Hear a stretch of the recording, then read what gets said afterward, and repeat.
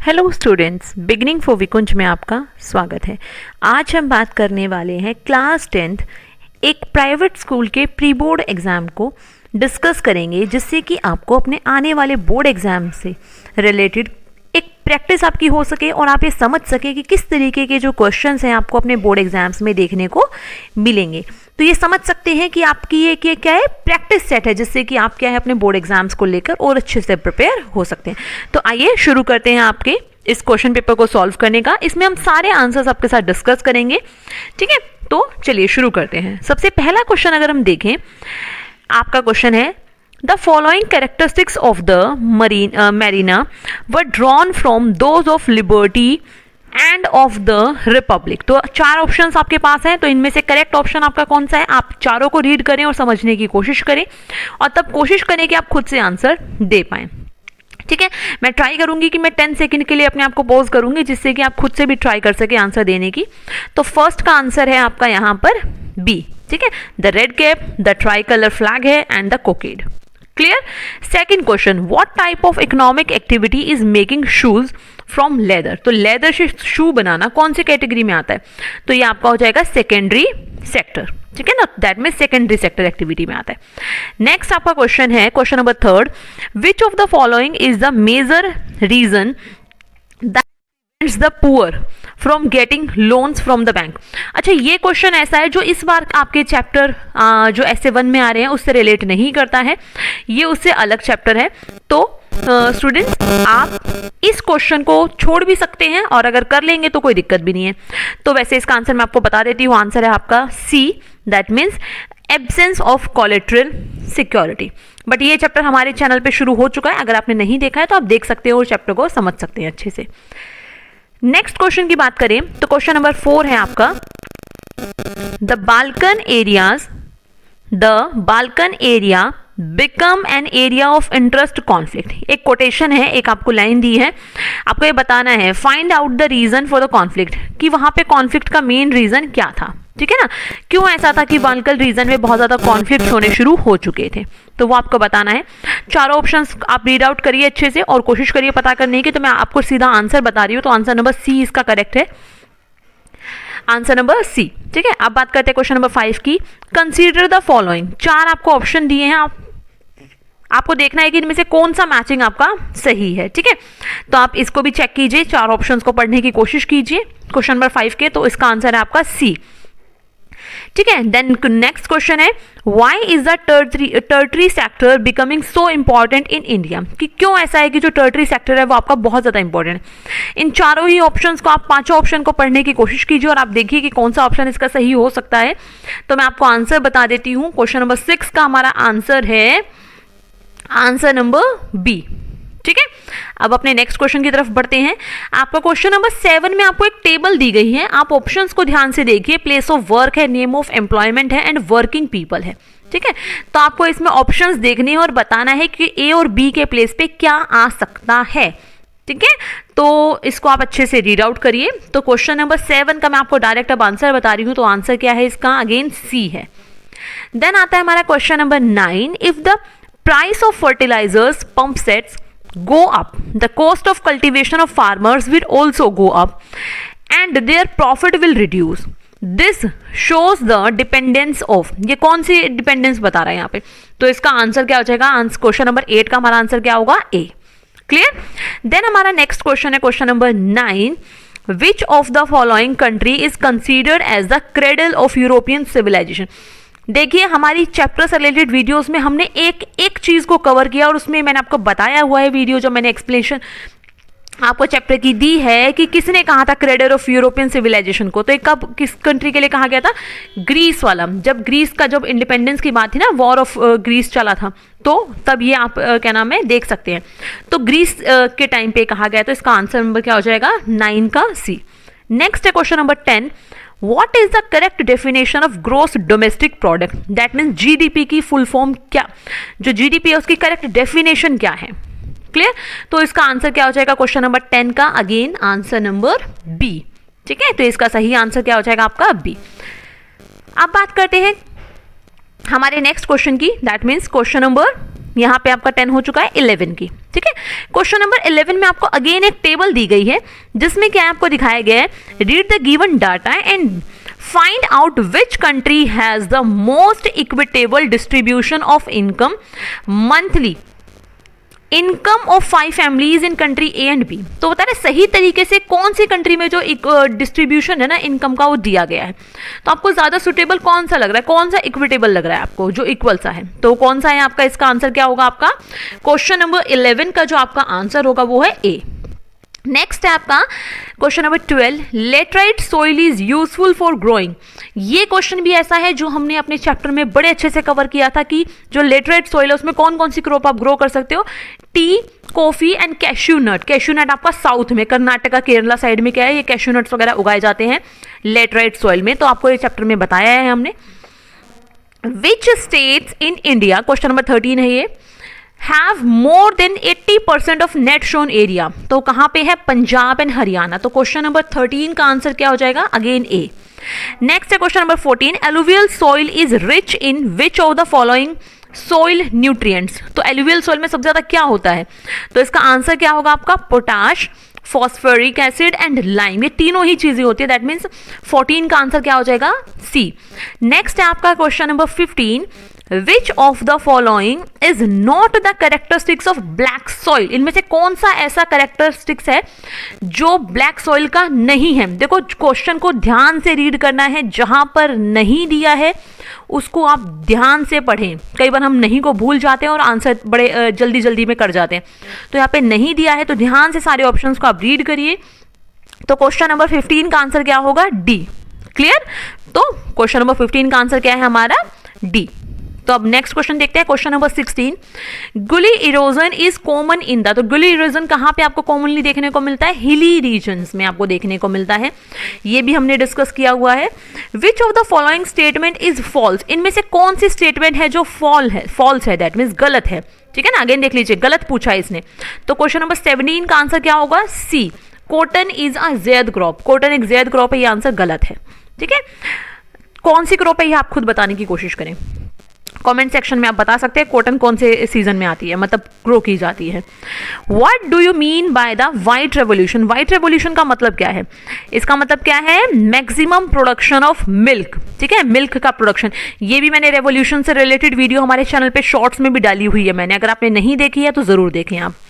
तो question number 18 का सही आंसर क्या होगा, सी। नेक्स्ट हमारा question number 19, why pulses are called leguminous crop. तो लेग्यूमिनस क्रॉप क्यों बोलते हैं पल्सेस को, ये आपसे पूछा है। अच्छा देखो इसमें ना, ये वैसे तो इसके सारे ही कैरेक्टरिस्टिक्स इसके सही है क्वेश्चन नंबर 19 के। ठीक है, ये क्या करता है, सोइल की फर्टिलिटी इंक्रीज करने में हेल्प करता है, help in the providing protein in the vegetarian diet, उसमें भी ठीक है, हेल्प इन इंक्रीजिंग रॉयल्स, उसके लिए भी ठीक है। तो इसका ऑल ऑफ द अबव भी हो सकता है। और अगर सिर्फ लेग्यूमिनस पे मैं फोकस करूं तो इसका आंसर ए होगा। ठीक है ना, तो ये ध्यान रखें।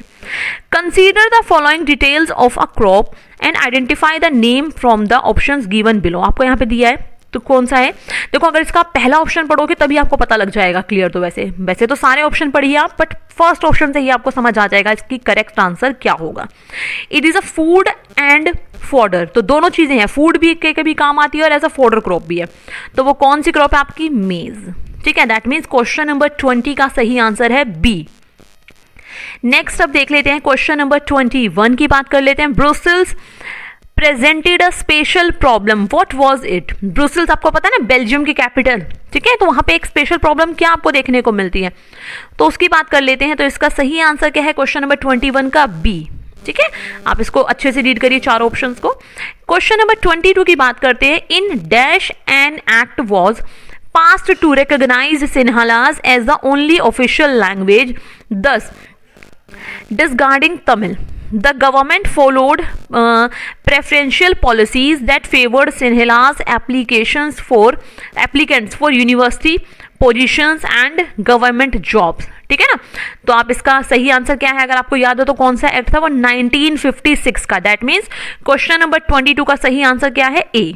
ठीक है, क्वेश्चन नंबर 23 की बात कर लेते हैं। The community government is elected by people belonging to one language community, Dutch, French and German speaking. What person does it hold.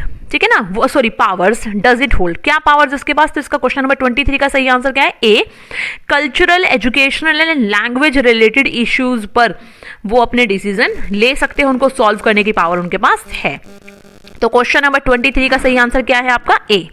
Question number 24 की बात कर लेते हैं, give one moral reason as to why power sharing is good, एक moral reason बताना है कि power sharing क्यों अच्छी है, तो इसका सही आंसर क्या होगा, डी। ठीक है, सारे ऑप्शन आप रीड करिए। क्वेश्चन नंबर 25 की बात करते हैं, इन बेल्जियम, आप सारे क्वेश्चंस को रीड करिए, मतलब जो ऑप्शन दिए हैं क्वेश्चन नंबर 25 के, कि वो कह रहा है कि बेल्जियम में the state governments are subordinate to the central government. Okay, the state government are subordinate to the central government. The state government have no say before the central government. The state government can contradict the central government. ठीक है, तो इसका सही answer क्या होगा 25 का ए। ठीक है, तो 25 का सही आंसर क्या है आपका ए। देन है question number 26, both the union and the state government can make laws on the subject mentioned in the, कौन सी चीज ऐसी है जिसपे दोनों आपके जो डिसीजन है वो लेने का काम करते हैं, तो कौन सी लिस्ट है, कॉन्करेंट लिस्ट, जिसपे state government and union government दोनों फैसले लेते हैं, तो इसका सही आंसर क्या होगा क्वेश्चन नंबर 26 का सी। देन है question number 27, which of the following countries has the federal form of government, तो कहां पे है आपका Sri Lanka, that means question number 27 का B. How many other language are recognized as scheduled language by the constitution besides Hindi, अब देखो इसमें एक ट्विस्ट है, besides हिंदी, हिंदी के अलावा पूछी है, हिंदी तो है ही ना, तो कौन सी हो जाएंगी 20, दैट मीन्स क्वेश्चन नंबर 24 का आंसर होगा ए। अगर उसने हिंदी नहीं दिया होता ना, बिसाइड्स हिंदी नहीं रखा होता ना हिंदी के अलावा, तो इसका सही आंसर क्या होगा 21 शेड्यूल्ड लैंग्वेज है आपकी। Which of the following subjects falls under the concurrent list, तो कौन सा आता है इसमें, marriage, that means question number 29 का सही आंसर है C. Which of these is incorrect, ठीक है, इसने बोला है इनकरेक्ट कौन सा इनमें से, वो बताना है आपको, based on the constitutional amendment 1922 के अकॉर्डिंग, तो इसका क्वेश्चन नंबर 30 का गलत क्या है इसमें, ए 1/4 जो पोजीशंस है वो रिजर्व है विमेन के लिए, ऐसा नहीं है, 1/3 थी। ठीक है ना, अब जो आपके क्वेश्चन शुरू होने वाले हैं वो है असर्शन बेस्ड एंड रीजनिंग। ठीक है, तो इसके क्या नाम है, क्वेश्चंस को मैं पूरा रीड नहीं करूंगी, आप खुद इनको रीड करें, मैं आपको सिर्फ आंसर्स बता दूंगी कि कौन कौन से क्या क्या आंसर हो सकता है। ठीक है, तो आप असर्शन भी और रीजन भी आप खुद रीड करने की कोशिश करेंगे। तो क्वेश्चन नंबर 31 की सॉरी अगर हम बात करें तो इसका सही आंसर है ए। नेक्स्ट क्वेश्चन नंबर 32 की अगर हम बात करें तो इसका सही आंसर है बी। क्वेश्चन नंबर 33 की अगर हम बात करें तो इसका सही आंसर है अगेन बी। क्वेश्चन नंबर 34 की अगर हम बात करें तो इसका सही आंसर है ए। क्वेश्चन नंबर 35 की अगर हम बात करें तो इसका सही आंसर है सी। एंड क्वेश्चन नंबर हम 36 की बात करें तो इसका सही आंसर है ए। एंड क्वेश्चन नंबर 37 की अगर हम बात करें तो इसका सही आंसर है ए। एंड क्वेश्चन नंबर 38 की अगर हम बात करें तो इसका सही आंसर है सी। एंड क्वेश्चन नंबर 39 की अगर हम बात करें तो इसका सही आंसर है ए। ठीक है, तो ये आप असर्शन और रीजन खुद रीड आउट करें। एंड क्वेश्चन नंबर 40 की अगर हम बात करें तो इसका सही आंसर है डी। ठीक है, आप रीड करें। नेक्स्ट आपके जो क्वेश्चन है वो है सोर्स बेस्ड क्वेश्चन। इसमें आपको पैसेज दिया है, पैसेज के अकॉर्डिंगली आप क्वेश्चन के आंसर देने की कोशिश करें। तो पैसेज को बड़े ध्यान से रीड आउट करें, पूरे पैसेज को। हो सकता है डायरेक्टली आपको पैसेज में आंसर मिल जाए, बट कई बार आपको सिर्फ क्लू मिलता है, आंसर आपको पैसेज से डायरेक्ट नहीं मिलते। तो ध्यान से क्वेश्चन को रीड करके तब सॉल्व करने की कोशिश आप करेंगे। ओके, तो अब हम देख लेते हैं क्वेश्चन नंबर हमारा क्या है 41। Which of the following is not true with respect to allegory. तो आपको बताना है एलिगोरी के कॉन्सेप्ट में कौन सी चीज ऐसी है जो ट्रू नहीं है। तो इसका सही आंसर क्या है बी। ठीक है, तो इसका सही आंसर क्या है 41 का बी। नेक्स्ट है क्वेश्चन नंबर 42। अगेन पैसेज को आप अच्छे से रीड कर लीजिए एक बार, थोड़ा सा टाइम देकर, देन मैं आपको आंसर बता रही हूँ यहाँ पे। क्वेश्चन नंबर 42 का सही आंसर है डैश। फॉर एग्जाम्पल आपको है ना आगे पूरा दिया हुआ है, celebrated the national struggle through his operas. And ये पैसेज आपकी बुक में दिया हुआ है। ठीक है ना, तो ये किससे बिलोंग करता है। क्वेश्चन नंबर 42 का सही आंसर क्या है आपका, कौन सा होगा आपका, बताइए जल्दी अगर आपको पता है तो। William Graeme. ठीक है, ग्रीम ब्रदर्स हैं दोनों। ठीक है ना, जिन्होंने क्या किया था, जगह जगह पर मतलब गांव में हर जगह पर घूम घूम कर क्या है स्टोरीज और जो लोकल फोक टेल्स होती है ना वो इकट्ठी की थी, और तब जाकर अपनी क्या है बुक पब्लिश की थी, और उसमें क्या है लोगों को अवेक करने की कोशिश की थी। कल्चर को समझाने की कोशिश की थी। ठीक है, तो ये ध्यान रखें। अगेन आपके पास पैसेज है तो आप पैसेज को अच्छे से रीड करें एंड देन तब क्वेश्चन का सॉल्व करें। क्वेश्चन नंबर 43 है आपका, तो इसका सही आंसर क्या होगा? French revolution personified liberty as a female figure, she bears the torch of enlightenment in one hand. एक हाथ में तो टॉर्च था, दूसरे हाथ में उसका क्या था? In the other hand. तो क्या है वो? Charter of rights of man. That means question number 43 का सही आंसर है बी। देन क्वेश्चन नंबर 42 है, which of the following pairs were already nation state in 1848 में? कौन से ऐसे हैं? तो इसका सही आंसर है ए, स्पेन एंड पोर्टुगल। ठीक है, तो ये देख लीजिए एक बार। देन आपका क्वेश्चन नंबर 45, अगेन पैसेज है, आप रीड करें इसको पूरा अच्छे से, देन क्वेश्चन के आंसर्स दीजिए। Who are the people who benefited in this situation? इस सिचुएशन में किसको फायदा हुआ था? ये भी आपकी इकोनॉमिक्स के चैप्टर नंबर 1 में पैसेज दिया हुआ है। दैट मीन्स आपको पिक्चर बेस्ड क्वेश्चन है एक ना, इसमें आपको दिखाया था एक मल्टीनेशनल कंपनी है, वो अपना जो वेस्ट है वो डंप करवा देती है। तो इसका सही आंसर क्या होगा? क्वेश्चन नंबर 45 का सही आंसर क्या है? डी। ठीक है, देन है क्वेश्चन नंबर 46, अगेन पैसेज को आप रीड करें, देन इसका सही आंसर मैं आपको बता देती हूँ कि क्या होगा इसका क्वेश्चन नंबर। इसका ये थोड़ा ट्विस्ट वाला क्वेश्चन है, अगर आप इसको ध्यान से पढ़ेंगे ना तो आपको थोड़ा सा ध्यान देके तब आंसर देने की जरूरत है। तो इसका क्वेश्चन नंबर 46 का सही आंसर क्या है? अगेन डी है। ठीक है, the income of the country is the income of, तो बताना है किसकी इनकम है। ठीक है ना, तो इसलिए।